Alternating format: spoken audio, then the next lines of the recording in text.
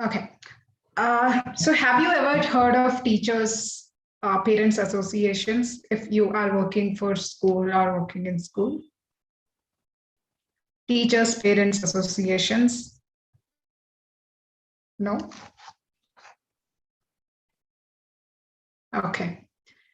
Yeah, there are few schools in India and other countries as well. So they have parents and teachers association. So with an agenda to have harmonious development of the children and to assist school in solving the collective safety and security problems of students and to resolve issues related to discipline and other non-financial matters with respect to students, teachers, and all that. Also, school and its staff, in organizing different events, also they involve parents. So they have associations, which is purely working on building a good relationship between teachers and parents.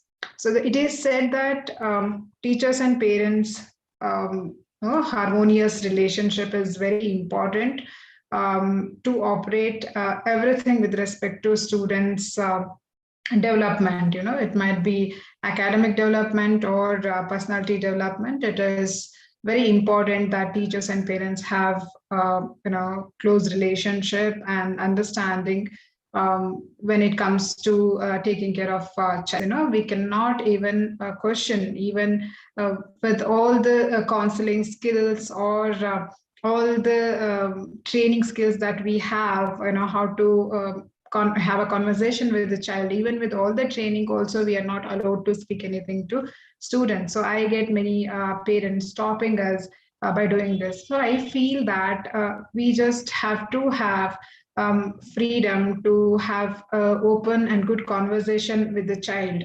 If that is curtailed, then many other further issues we won't be able to address. And if you look at teachers burnout, this is the topic which I am, talking about immediate after pandemic. When I started talking to the teachers and when I started interacting with different background teachers from city or rural background, I have seen that many teachers have experienced, real difficulties during a pandemic. So they had personal issues at home. They were not getting paid completely. First of all, teachers' pay package is low. On top of it, they were have to get the Wi-Fi or internet to pay for it and learn many new things. And with all these difficulties or for teachers have passion to teach, so they somehow arranged everything and they say sit to teach. You see students bullying them, trolling them. Even now I could see many videos on YouTube or many other platforms. Students or many other people have posted how teachers are bullied online. So somewhere I felt, obviously before pandemic also teachers had this issue. Teachers were burned out with a lot many responsibilities, and now it is, even it is probably reached the peak. So where I can see that many teachers want to move out or want to something revolutionary happening, and they get some rest.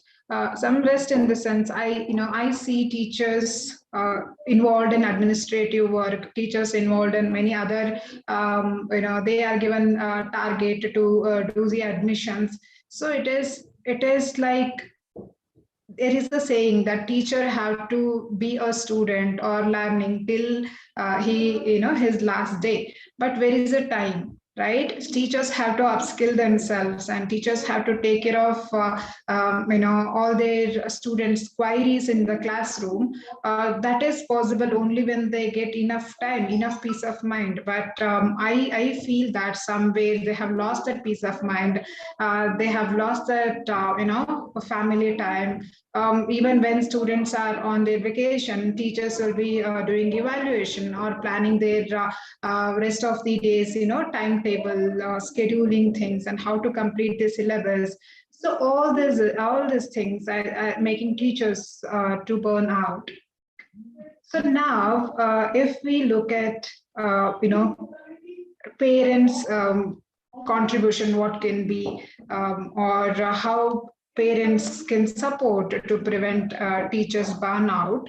So, so now look at the issues that they face when they are uh, getting into this kind of engagements when they have where they have no time, right? They get emotionally exhausted, and they feel overloaded, and they'll have sleeping issues. You have many teachers, you see this happening with teachers, that forgetfulness, they keep on forgetting the things, and depression, they get into anxiety. All this mental, emotional, and health issues they face. So, how do we stop this? And before going ahead, I would like to share this video. Can someone please confirm if this is audible to you? Ziad, is this audible to you? No, ma'am. It's not audible. Just a second. I have to share the audio also, I guess.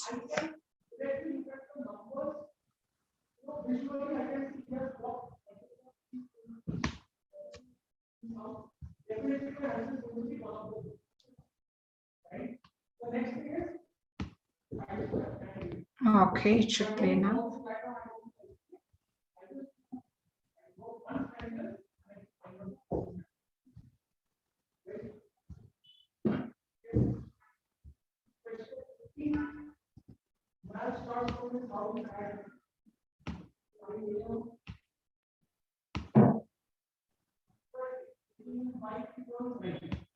Okay, so now, yes, on Insta, just give me some time. I'll answer your query. Morning, class. Please take your seats. Today is a special day. I've got something special for each one of you. It's a pop quiz. Correct, Mr. O'Brien, a pop quiz. You have 20 minutes to complete the questions on this test, starting from now.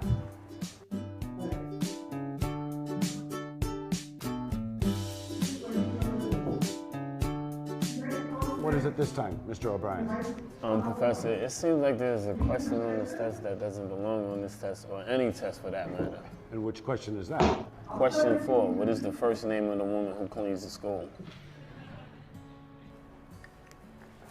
If you have understood the question, he asked, what is the first name of the lady who cleans the school? I see some of you think I made a mistake or maybe added question 4 as a joke. But listen closely to this. In your lives, in your careers, you're going to meet many people, and they're all significant. Each one deserves your care and your attention, even if all it is a smile and hello. Because respecting each other, that's what comes first. Everything else comes afterward.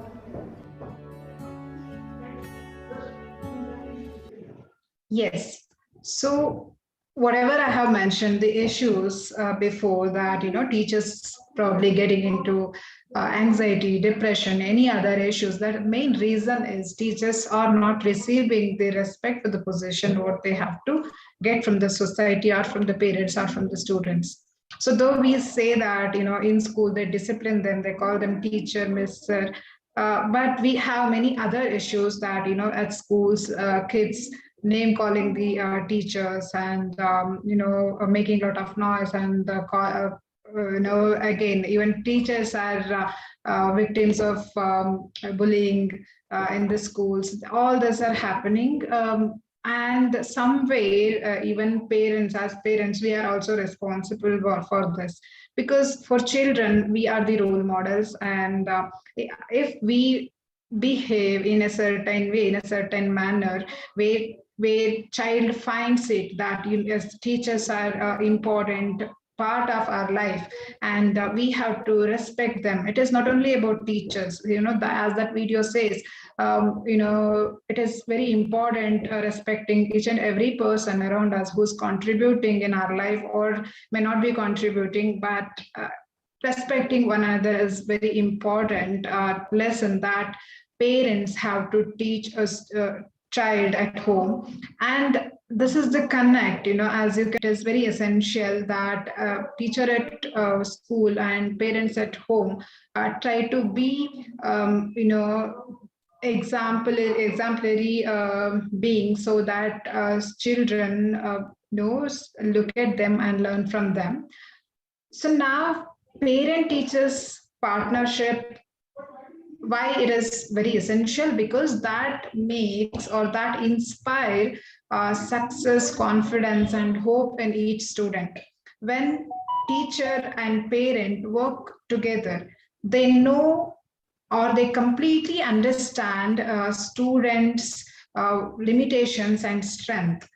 But in many cases what happens, though parents knew that my son or daughter is not capable of doing this, they try to shift that entire blame on teachers, saying that you have not taught well, or this subject teacher is weak, so that is my son or daughter have scored less. No, you should understand that my child is weak, or my child limitation with respect to this particular subject is only this much. And if we work together, me and the teacher who is teaching that particular subject work together and try to understand where he is going wrong and where we have to give him additional support, probably we will be able to see the success. So that is why instead of blaming, you have to take the responsibility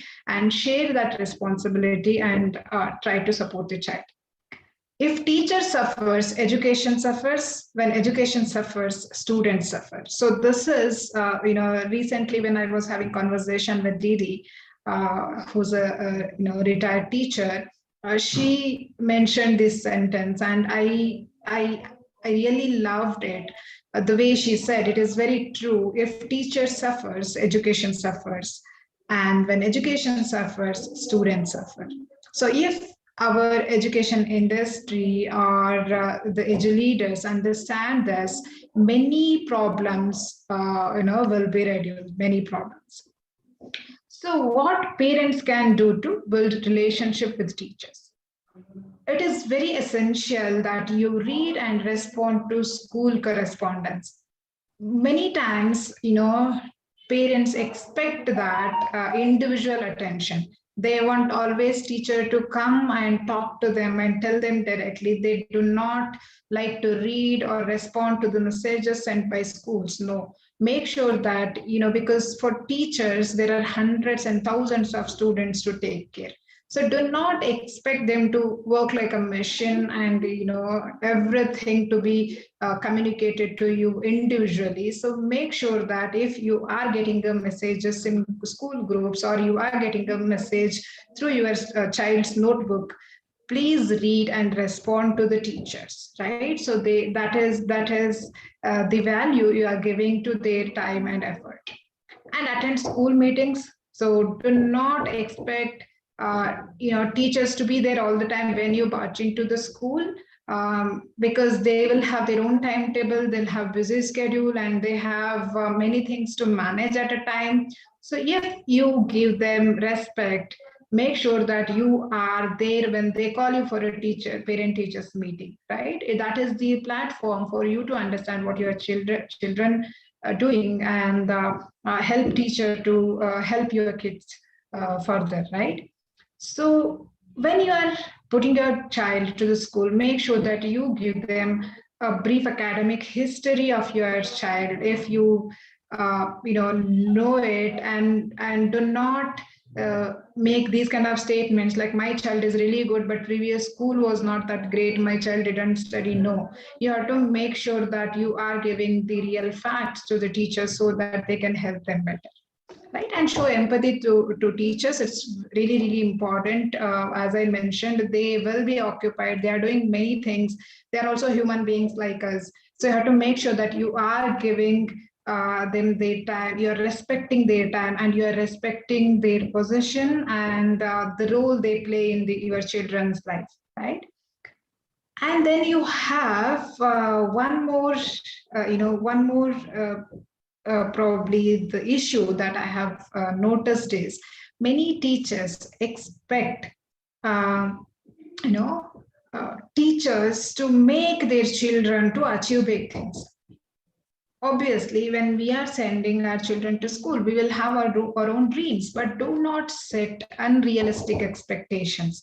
When you know your child is poor in math, he's extremely good in sociology or history, do not expect teacher to make him score 100 out of 100 in math. It is not possible. It is unrealistic thing that you're expecting, and if that doesn't happen, you are going to face the disappointment and you will continue blaming the teacher.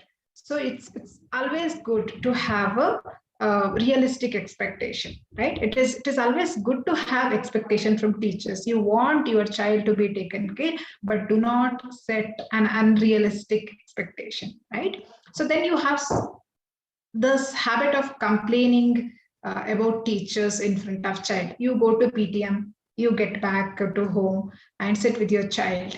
So you start complaining about teacher. Teacher was doing this. Teacher was doing this. She was not, she did not greet me well. She was very rude when while answering. Might be true. Might, you might have experienced something better, but do not discuss this in front of your children. So what happens? They lose respect for their teachers with whom they have to spend the rest of 3-4 years or 6-7 years, depending on which school they are studying, or a few months.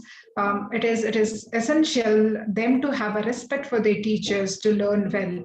So make sure that even if you have concerns, even if you feel something wrong, directly communicate to the teacher. Do not complain or give negative feedback in front of children, right?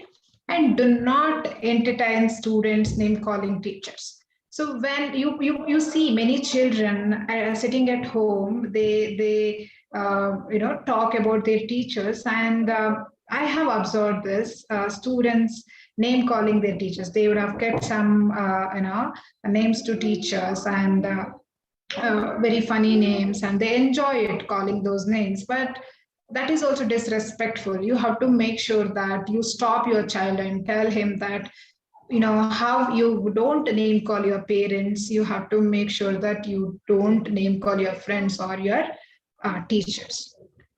And you as a parent, do not curse your boss in front of your child. So what happens, many of you or many of we have this habit of scolding our office boss, right? So when I am always scolding, I am always cursing my boss for giving me extra work, for giving me homework, for giving me additional things to do.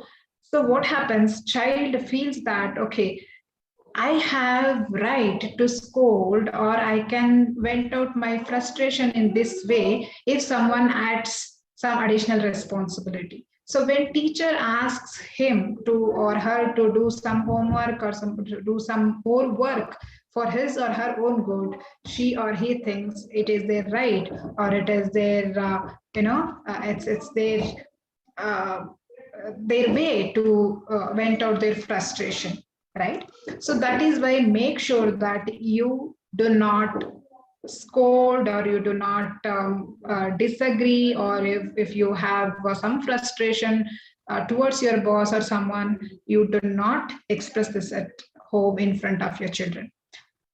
And the most important thing is, do not support your child with your power and influence. Yes, you have power. You are in one of the top companies as CEO or something, or you might be might be a government servant, or you are in a very influential position. But make sure that your child knows that he or she gets everything only after putting in some effort. If you sit in front of your child and you directly want teacher, or you are talking to teacher as if even without studying you are able to get him a degree from some random university, so he will think or she will think his, he'll be able to gain everything without any effort or without much effort. So that builds some negative attitude, and they think they have, teachers have no role in their life to perform, right? So yeah, all these things, you have to take care at home. If you are good at home, if you know the value of teachers, and if you uh, you know make your children feel that teachers are valuable part of their life, definitely you will be able to see happy schools, right? So that's all for the day. And